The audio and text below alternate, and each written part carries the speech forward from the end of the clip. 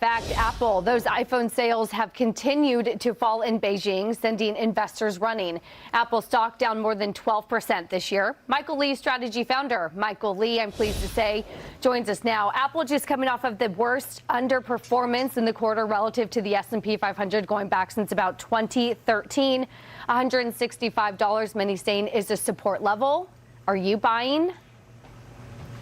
Yeah, look, I own this across most of my clients that would own it. So if I did not have a position, I would absolutely be buying Apple. A lot of people are focused on the iPhone unit growth, when the reality of the story here is the services business that's at massive margins. It's growing hand over fist and will continue to grow. You have a billion-plus phones installed base that are all little cash registers for Apple. So I'm a long-term bull. I'm a near-term bull. There might be some headaches here, but this is a good opportunity to add to the stock. I'm with you, Michael. I don't count Apple out of the game ever, so we'll see what happens. But I also want to ask you about DJT, because we continue to see some declines there. It seems like investors are kind of waking up after the excitement and saying maybe this wasn't a business that was ready to come quite to the market yet. But there's a lot of support for Donald Trump.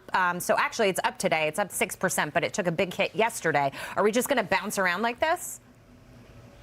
Yeah, absolutely. The valuation is not really tethered to the company's results as of now. It's based on what people think will happen in the future, and there's a lot of debate about that. And so short sellers are trying to crush the stock, and you have people on the other side trying to crush the short sellers. So I'd imagine this volatility with this stock is going to continue.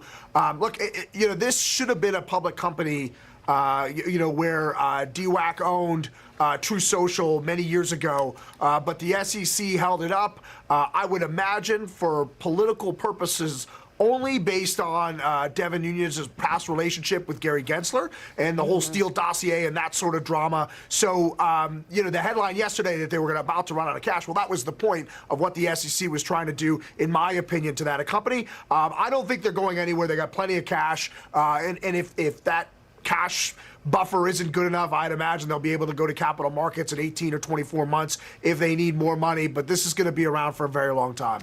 I want to talk about the AI trade. Bank of America yesterday coming out with a note saying that rising AI tide can lift companies like Marvell Technology and Micron. Do you agree? Oh, absolutely. So we found out from the last Micron earnings call and what the stock has done that all of these GPUs need a tremendous amount of memory inside of them, which is what Micron sells. And Marvell Technology, they are there to catch the excess, if you will. Nobody wants to buy 100% of one part from one company. You need some sort of redundancy plans.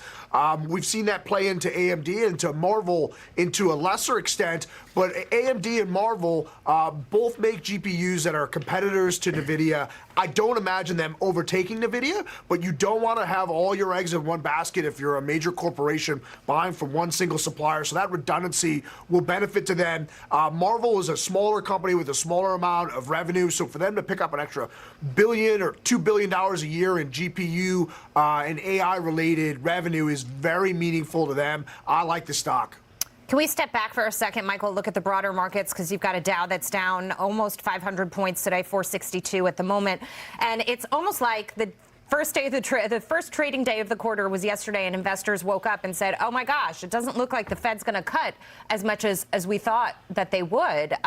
There seems to be a little realization in the market. You've got the health insurers down today as well, dragging on the Dow. But having said that, are we seeing a sentiment change here when it comes to investor thinking?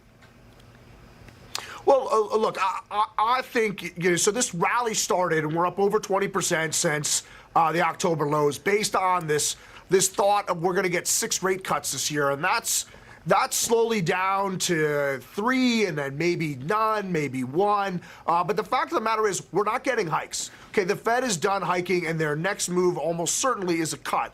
When that cut happens, how many cuts in a row after that are remain to be seen. But the amount of money that's been flying into equities, in addition to the cash on the sidelines, typically when you have this strength, it means we're going to get a lot more strength unless we get some sort of extraordinary event. So if you miss this rally, I would be using days like today to get involved. Michael, thanks so much for the optimism, too. We appreciate it. Thank you.